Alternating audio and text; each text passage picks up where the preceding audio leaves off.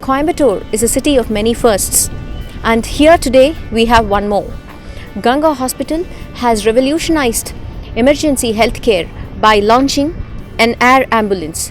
Let us talk to the directors of Ganga Hospital, Dr. Rajasekaran and Dr. Sabapathy, about the air ambulance. Hello, Doc. So, one more feather to the cap of Ganga Hospital. Why an air ambulance at Ganga? Yeah. So even before I start saying, I would say that this is not a feather in the cap of just Ganga Hospital, but it should be taken as a feather in the cap of our Coimbatore city and actually our state and also the entire nation, because this is a landmark event where we have gone a step in revolutionizing the emergency care. So all advanced nations, all advanced societies have concentrated a lot on emergency care, because any improvement in that can actually mean the difference between life and death. Now this is not just in the accidents where the need for golden hour is very well known, but also the medical science has advanced to a level where even if you have a heart attack or if you have other medical emergencies like a stroke or if you have burns or if you have a spinal injury where rapid shifting is very important, the difference between whether you get it treated very early or late can make a whole lot of difference between the quality of life. So this has been a dream for us in Ganga Hospital, where we wanted to always put a long step I would say, to get this done and lead the country on this emergency care.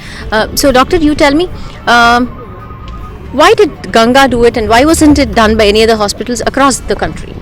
No, that will be very difficult to answer. I can tell you why we did it. I don't know. I can't say why others didn't do it. Okay.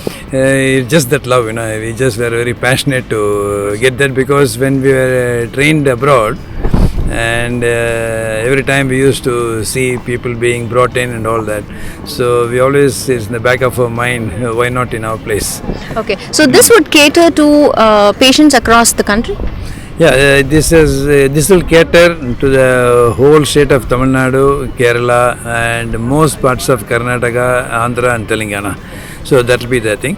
So usually this range is calculated by about the flying time and the fuel capacity. So we can go without refueling to Chennai. Okay. From Coimbatore to Chennai we can go. I think there's a sea there, and it can go to whole of Tamil Nadu and Kerala.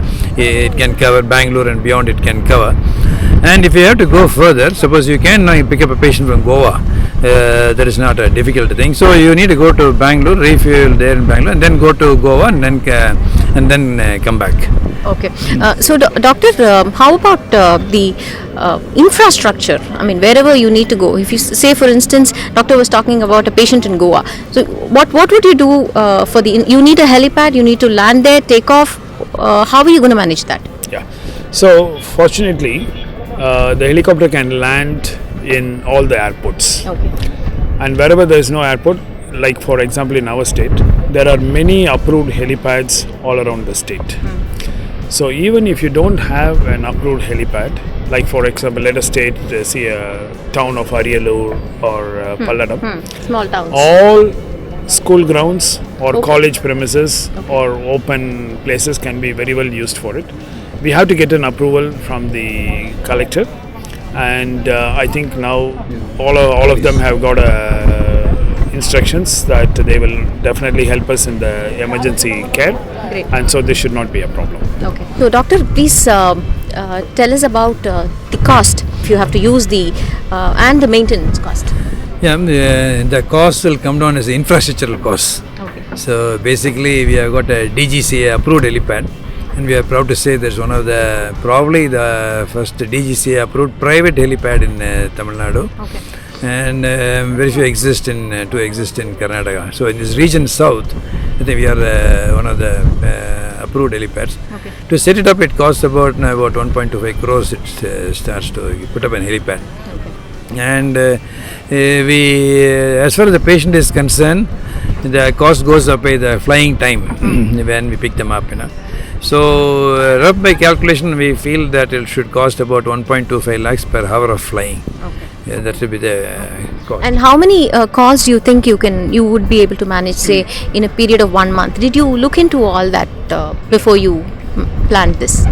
So I told you this is more of a dream and a passion. Okay. So this is a concept. Okay. So we will now have to have the proof of concept and the success of the concept. But coming back to the question of costs, there are some things in which you cannot talk about costs. Right. So there is no cost for life. So you ask any wife what is the cost of her husband's life, she will say Absolutely. priceless. Absolutely. You ask any parents Absolutely. what is the cost of the life of the child, I mean it will be priceless. Or even you and me, if you ask what is the cost of our right hand, we will say it is priceless. Right. So it all has to be looked at from a distance and overall. As the demand goes, like just in any other thing, there is also this possibility of reducing the cost.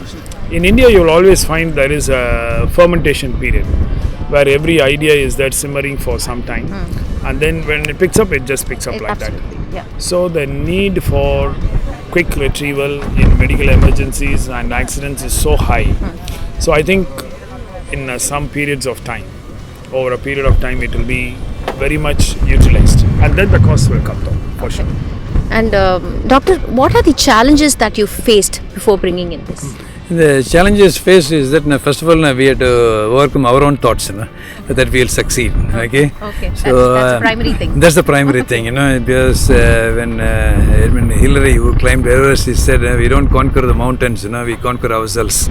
So the first thing is that we have to conquer ourselves. Okay. So the next thing is, after getting into it, we found it's a highly regulated industry. Okay. Aviation is a very highly regulated industry with safety norms, and so setting up a helipad and getting into the contracts, all of them are extremely stringent. So they do take time, and I think we are helped by a lot of well-wishers. I think certain things which money can't buy.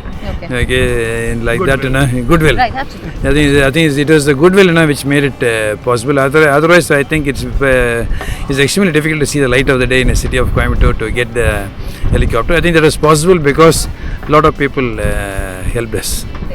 And doctor, would you see yourself tying up with the other hospitals to provide this facility? I mean, would you see them coming forward, and would you be open to that? See, I just would like to make this clear. Very clear. This helicopter service is not just for the patients of Ganga Hospital. So this is a service for our society.